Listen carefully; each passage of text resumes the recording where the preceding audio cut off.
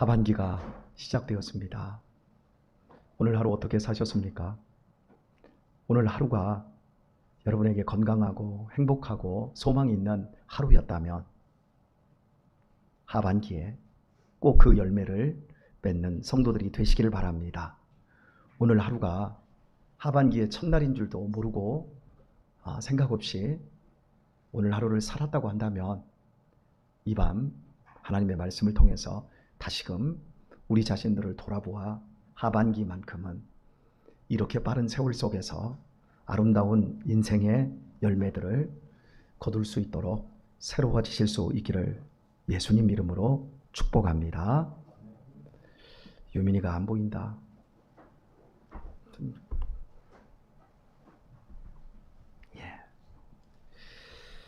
바울이 감옥에 갇혔습니다. 복음 전도자, 기독교 역사의 가장 큰 복음 전도자였습니다. 이런 사람이 감옥에 갇힌 것은 하나님 편에서 엄청나게 손해일 것 같고 교회에는 굉장한 위기일 것 같습니다. 그런데 바울은 걱정하고 근심하고 절망하고 있는 빌립보 교회를 향해서 오히려 나의 매임을 인하여 복음의 진보가 일어났다.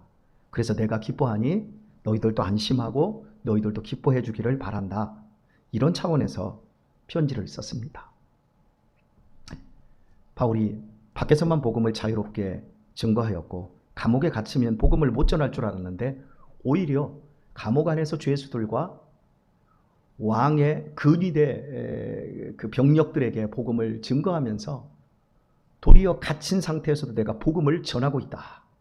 또 복음의 역사가 나타나고 있다. 이렇게 말했습니다. 또 내가 갇힘으로 말미암아 그동안 믿음에 대해서 열심을 내지 못했던 사람들이 우리 바울 사도께서 갇히셨다. 그렇다면 우리가 대신 복음을 증거하자. 이러면서 예전에 아무것도 안 하고 그저 바울 사도의 뒤통수만 모았던 사람들이 복음을 증거하는데 불의 사자처럼 힘을 내기 시작했습니다. 그 사실을 빌립보 교회에 이야기하면서 얼마나 우리가 기뻐해야 되는지를 절망하지 말라고 이렇게 이야기를 했습니다. 그리고 우리가 이제 오늘 보려고 하는 것은 15절의 이야기입니다. 하나님의 말씀을 담대하게 전하는 사람들이 더 많이 나타났는데 나 혼자 전할 때보다 여러 명의 사람들이 의기투합해서 복음을 전함으로 말미암아 그 복음의 효과는 더 좋아지게 되었는데 그 복음을 이제 자기가 갇힘으로 인해서 복음을 전하는 사람들의 방향성을 이야기를 해주고 있어요. 그래서 15절을 보면 어떤 이들은 투기와 분쟁으로 복음을 전하는 거예요. 그리고 어떤 이들은 착한 뜻으로 그리스도를 전파하는 거예요. 이게 무슨 얘기예요? 투기와 분쟁으로 복음을 전하는 사람들과 또 착한 뜻으로 그리스도를 전파하는 사람들. 그러니까 착한 뜻으로 복음을 전파하는 사람들은 16절에서 이렇게 말해요. 이들은 내가 복음을 변명하기 위하여 세우심을 받은 줄 알고 사랑으로서 하나 이렇게 말해요. 야, 바울 사도는 하나님께서 복음을 위해서 세우신 분이야. 그렇다고 한다면 우리가 그분을 도와드려야 돼. 그분의 맡겨진 사명을 그분이 밖에서 못한다면 우리가 해야 돼. 진정으로 사랑하는 것은 복음을 수종드는 겁니다. 복음 전파하는 그 사람에게 힘을 보태드리는 거죠. 특별히 선교사님들이 있어요. 우리 한국교회가 복을 참 많이 받은 이유 중에 하나는 선교사들을 정말 융숭하게 대접하고 교회들에서 그 선교사님들을 지원을 참 우리 한국교회가 많이 했어요. 제가 한 30년 전쯤에 복음을 전파하면서 전도사 생활을 할 때 캄보디아라든지 또 저 아프리카 쪽에서 선교사들이 와요. 안식년에도 오고 또 무슨 일이 있어서 오면 교회에서 그분들을 초청을 해서 설교를 시키고 식사를 대접하고 선교비를 걷고 그날 그냥 헌금하는 시간도 아닌데 그 자리에서 우리 헌금 거둡시다. 그러면 막 돈이 많이 나와서 그 선교사님도 깜짝 놀래고 담임 목사님도 평소에는 헌금을 이렇게 안 하다가 왜 이렇게 헌금을 이렇게 많이 하냐고 담임 목사님이 짜증을 낼 정도로 이렇게 복음이 복음을 위해서, 복음을 전파하는 사람들을 위해서 우리 한국교회가 아낌없이 수종을 들어서 한국교회가 이렇게 복을 받았던 거예요. 여러분, 이게 사랑입니다. 나 우리 목사님을 좀 도와드려야 되겠어. 내가 우리 목사님을 돕는 건 내가 목사님이 복음을 잘 전하고 잘 준비할 수 있도록 내가 목사님이 하는 일들을 내가 좀 많이 좀 도와줄 거야. 이렇게 여러분들이 생각할 때 그 사람들이 굉장히 복을 받게 되어 있습니다. 여하튼 간에 바울이 감옥에 갇혔을 때 이런 사랑의 마음으로 복음을 증거하는 사람들이 많이 나타났다. 예전에 그냥 눈치만 보던 사람들이 이제는 내가 없음으로 말미암아 나를 사랑하는 것 때문에 복음을 전파하기 시작했다. 이것이 첫 번째 부류예요. 아주 건강한 사람들이지요. 아주 훌륭한 사람들이라고 할 수 있을 것 같습니다. 자, 그런데 두 번째 17절을 볼까요? 저들은 나의 매임에 괴로움을 더하게 할 줄로 생각하여 순전치 못하게 다툼으로 그리스도를 전파하느니라. 여러분, 우리는 바울 사도하면 누구나 다 좋아하지 않습니까? 하지만 그 시대의 사람들에게 바울 사도는 굉장히 인기가 없었어요. 여러분, 정약용이 알지요? 조선시대에 실학과 또한 천주교에 깊이 개입을 해서 이 시대의 민중을 깨우려고 했던 굉장한 혁명가적인 기질을 가진 훌륭한 문인이었습니다. 굉장히 양심이 깨끗했고 목민심서라고 하는 걸 쓰고, 그런데 여러분, 우리 정약용 선생님을 존경하지 않는 우리 시대의 사람들은 아무도 없어요. 학문계나 알고 있고 글계나 읽었다고 하는 사람들이 정약용을 욕을 한다면 그 사람은 이상한 사람이에요. 그런데 이 정약용이 그 시대에 들어가 보면 정약용을 죽이고 싶어서 안다라는 사람이 얼마나 많았는지 몰라요. 왜냐하면 의인이 나에게 있으면, 내 가까이 있으면 나의 불의가 탄로나는 거예요. 저 사람도 시장이고 나도 시장인데 저 시장님은 월급을 적게 받고 일은 엄청나게 많이 하더라. 근데 나는 월급은 저 사람보다 2배는 받고 있는데 나는 일은 저 사람보다 반절도 못하더라. 비교가 되거든요. 그러니까 미움을 살 수밖에 없는 거예요. 바울 사도는 그 당시에 복음 전도자로서 어마어마한 업적과 효과를 냈던 사람이었습니다. 그러니까 다른 사람들이 같은 복음을 전하는 사람들이 바울 사도를 엄청나게 시기를 했던 거예요. 그래서 바울 사도가 감옥에 딱 갇히니까 아이고 그 꼴도 보기 싫은 놈 이제 감옥에 갇혔네? 그러면서 이제 우리 시대가 왔다. 우리가 바울 사도만큼 능력 있고 열심히 있다라는 것 한번 보여주자 해가지고 복음을 전하는 사람들이 엄청나게 나타난 거예요. 그래서 이 사람들이 분쟁과 어떤 시기심으로 복음을 전하면 막 다툼으로 복음을 전하는 순수치 못한 복음 전도의 일이 일어난 거예요. 여러분, 웃기지 않아요? 어떻게 이럴 수 있을까? 우리 시대만 시기하고 질투하는 게 아니에요. 다 다툼과 이런 투기, 이런 것들은 어느 시대에나 다 있었어요.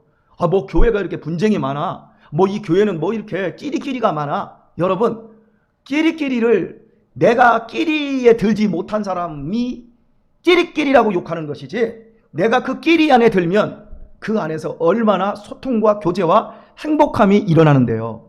꼭 못나고 부족하고 끼리에 들지 못할 만큼 자기를 오픈시키지 못하는 그런 사람들이 하는 욕, 그런 투기, 이런 것들이 교회에 많이 있어요. 어떤 사람들은 정말 제가 고맙게 이 교회를 섬기면서 참 목사님이 이런 것까지 하시나요? 저한테 아직 얘기도 안 하세요. 제가 뭔가 교회에 뭔가 문제가 생기고 뭐 부서지거나 뭐 이런 거 있으면 제가 이제 막 고치고 막 이렇게 하니까 아예 저한테 얘기를 안 하더라고. 이제 왜 얘기하면 제가 하니까. 그래서 당신이 몰래 와서 그 일을 고쳐놓고 해놓으면서 목사님은 좀 쉬세요. 이렇게 저를 도와주는 사람이 있어요. 근데 어떤 사람은 전화해서 목사님 그거 모르셨어요? 그거 고장났는데? 그거 물 새놓은 거 모르세요? 예. 그러니까 똑같이 교회를 섬겨도 모르는 거예요. 여러분, 저는 지금 오후 예배가 시작됐잖아요. 오후 예배 여러분이 밑에서 막 교제를 하다가 이제 오후에 싹 다 올라오면요, 저는 제일 마지막에 나와서 저쪽 뒤에 햇살방도 가고 저쪽 컴퓨터도 1층에 컴퓨터도 가고 선풍기, 에어컨, 창문 다 확인하고 불 다 끄고 그리고 싹 단도리하고 이렇게 올라옵니다. 여러분들이 막 지나간 자리에 그냥 선풍기가 돌아가고 있고 에어컨이 돌아가요. 특히 우리 학생들, 우리 청년들, 여러분 처음부터 잘 배워야 돼요. 우리 교회 학생들은 그래도 좀 이런 부분들이 좀 되는데 제가 워낙 잔소리를 많이 하다 보니까 여러분이 돕는 일 하나하나가 하나님이 그냥 넘겨보시지 않아요. 우리 자신을 하나님이 얼마나 사랑하실 때 우리가 심는 그대로, 우리가 말하는 그대로, 행동하는 그대로 하나님은 다 보고 계세요. 그리고 나중에 우리에게 더 좋은 것을 주실 때 확실하게 우리를 축복해 주세요. 그래서 여러분들이, 우리는 이 교회가 복음을 위해 있는 거예요. 여러분, 복음이 뭔 줄 알지요? 우리는 하나님이 우리를 대신하여 죽은 걸 알아요. 내 죄가 예수 그리스도로 말미암아 다 해결된 걸 우리는 알아요. 여러분이 아멘을 안 해도 여러분 안에서 믿겨지리라고 생각되어져요. 왜? 그 믿음은 여러분의 것이 아니고 하나님이 여러분에게 주신 것이기 때문에 그래요. 지금 여러분들이 그것이 안 믿겨져도 괜찮아요. 언젠가는 여러분이 뼈저리게 여러분이 믿어지는 그런 날이 분명히 와요. 왜? 하나님 우리에게 주신 믿음은 선물이기 때문에. 지금은 아무것도 모르고 그냥 교회가 좋고 내가 교회에 다른 어떤 속셈이 있어서 올 수도 있어요. 괜찮아요. 그런데 여러분을 불러주신 하나님께서 여러분을 깨닫게 해주시는 그날에는 이 모든 과정 속에서 하나님이 나를 이렇게 빚으셨고 이렇게 나를 역사하고 계셨구나, 이걸 알게 되어지는 거예요. 특히 투쟁, 시기, 막 분쟁 이러면서 교회를 섬기는 사람들이 있어요. 막 못마땅해하고 목사님을 못마땅해하고 교회에 충성하는 사람들을 정말 싫어해서 내가 하면 그보다는 낫겠다. 자기는 하나도 안 해요. 그러면서 내가 하면 너보다는 낫겠다. 그걸 일이라고 하냐? 이러면서 온갖 판단과 비판을 뒤에서 하는 사람들이 있어요. 그런데요, 오늘 바울은 그런 사람들을 뭐라고 얘기하는 줄 아세요? 자, 18절을 보면 17절에서 그들이 나를 더 괴롭게 할 줄로 생각해서 그렇게 한대요. 그런데 바울은 뭐라고 얘기하냐면 18절을 보면 그러면 무엇이뇨? 외모로 하나 참으로 하나. 외모로 하는 것 시기, 투쟁, 분쟁으로 하는 복음전도예요. 그런데 참으로 하나, 정말 사랑 때문에 하나, 무슨 방도로 하든지 전파되는 것은 그리스도오니 이로써 내가 기뻐하고 또한 기뻐하리라. 그들이 분쟁하고 나를 시기하고 그래서 나를 괴롭게 하려고 하고 있지만 괜찮다. 나는 그렇게 해서라도 복음만 전파된다면 내가 기뻐하고 기뻐한다. 이렇게 말하고 있어요. 여러분, 여기에는 복음이 얼마나 위대한지를 이야기하고 있는 거예요. 복음이 얼마나 크고 복음이 얼마나 기쁘고 복음이 얼마나 엄청나냐면 그 복음이 나를 미워하고 나를 잡아먹으려고 해도 어쨌든 간에 예수 그리스도가 전파되어서 한 사람이라도 구원받을 수 있다면 나는 기뻐하고 또한 기뻐하리라. 막 이렇게 이야기하는 거예요. 저는 여러분들이 이런 엄청난 복음에 대해서 눈을 뜨시기를 축복해요. 저는 이 복음에 대해서 여러분들이 정말 감격할 수 있기를 축원합니다.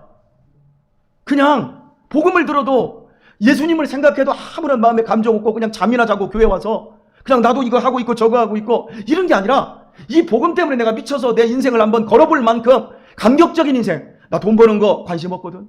나는 그거보다 더 복음이야. 제 인생을 살아가면서 돈 많이 벌고 사람들처럼 소유를 중심으로 해서 명예를 중심으로 해서 살아갈 수 있어요. 좋은 집 살아갈 수 있어요. 그건 나쁜 거 아니에요. 그런데 복음에 감격해서 너는 좋은 집, 너는 좋은 명예, 너는 좋은 지위, 너는 좋은 많이 인생의 어떤 보너스, 너는 그런 거니? 나는 그거보다는 좀 불편하게 살더라도 나는 예수님과 함께 내 마음속에 그 감격을 유지하며 나는 그렇게 사는 것을 나는 선택할 거야. 얼마든지 내 인생 속에서 그 복음에 대한 감격으로 말미암아 내 인생이 달라질 수도 있어요. 제 신학교 동기들 가운데는 장로님들 출신이 몇 분 계세요. 그래서 교회 신학교 다닐 때 김장로, 이장로 이러고 이제 불러주고 김장로님, 이장로님 그러다가 이제 그분이 나중에 이제 신학교 졸업하고 전도사가 목사 안수 받고 나서 목사가 되었어요. 근데 그분들이 이야기할 때 그 신학교에 온 뜻이 조금 불순했어요.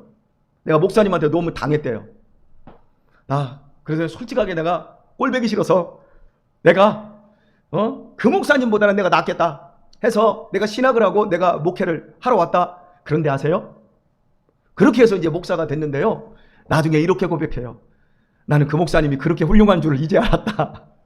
장로님으로 교회를 섬길 때와 목사로 교회를 섬겨보니까 정말 다른 거야.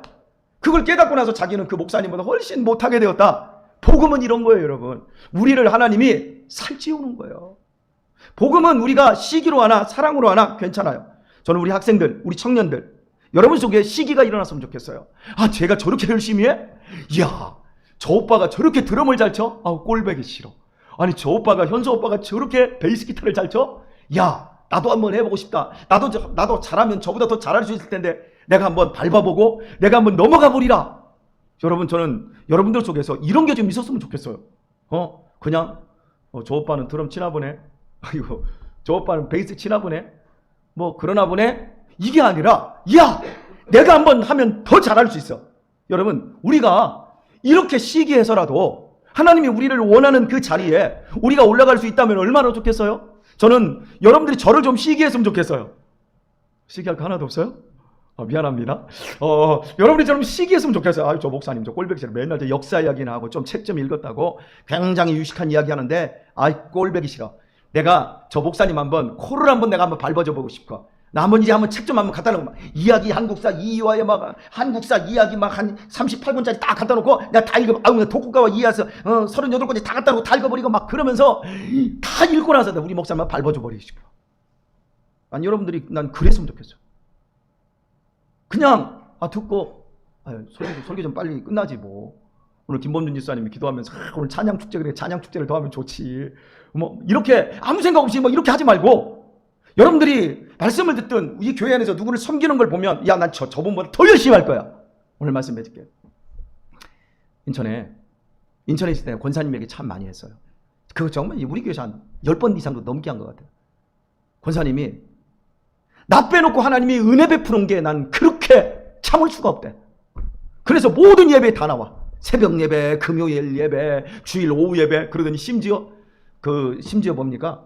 다른 셀 예배 드리는 거 있잖아요. 교회에서 다른 셀 예배 드리는데도 앉아가지고 거기서 이러고 있어. 왜? 그래서 왜 그랬더니 그날 목사님이 거기 출장 가서 거기서 목사님이 설교한다고, 목사님이 계신 곳에는 복음의 역사와 축복의 역사가 더 있다네. 그래서 남의 셀에 가가지고, 남의 목장에 가가지고 거기 앉아가지고 예배 드리고 헌금 내고 있어요. 그런데 나중에 다리가 똑 부러졌어요. 다리가 똑 부러졌는데 휠체어에 앉아가지고 다리를 앞에다가 이렇게 묶어가지고 교회를 온 거예요. 그리고 나서 그 말을 하시는 거야.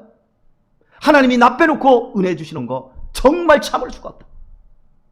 저는 여러분들이 이 정도의 열심과 시기심이 일어났으면 좋겠어요. 오늘 이 설교를 듣고 있는 그 성도님들이 계시다면, 저는 지금 이 자리를 보면 여기 지금 우리 함께 이 스텝으로도 섰던 사람들도 있고 여기에 앉아 있었던 사람들도 있어요. 그런데 그 사람들이 시간이 가면서 하나 둘씩 빠져요. 그 사람들이 지금 빼먹는 건 자기의 어금니와 같은 이빨을 하나씩 뽑아내는 것과 똑같아요. 저는 그렇게 안 했으면 좋겠어요. 오늘 설교 들으시면 여러분이 있어야 될 자리, 여러분들이 최선을 다해야 될 자리를 놓치지 마십시오. 하나님은 불꽃 같은 눈동자로 우리를 살피시고 계세요. 사랑으로 일하도록 하십시다. 사랑으로 일이 안 되면 시기와 분쟁으로라도 일하셔서 복음이 전파되기만 한다면 우리 주님이 우리를 통해서 기뻐하고 또 기뻐할 것입니다. 이런 은혜를 우리 모두가 누리고 또한 도전할 수 있는 성도들 되시기를 예수님의 이름으로 축원합니다.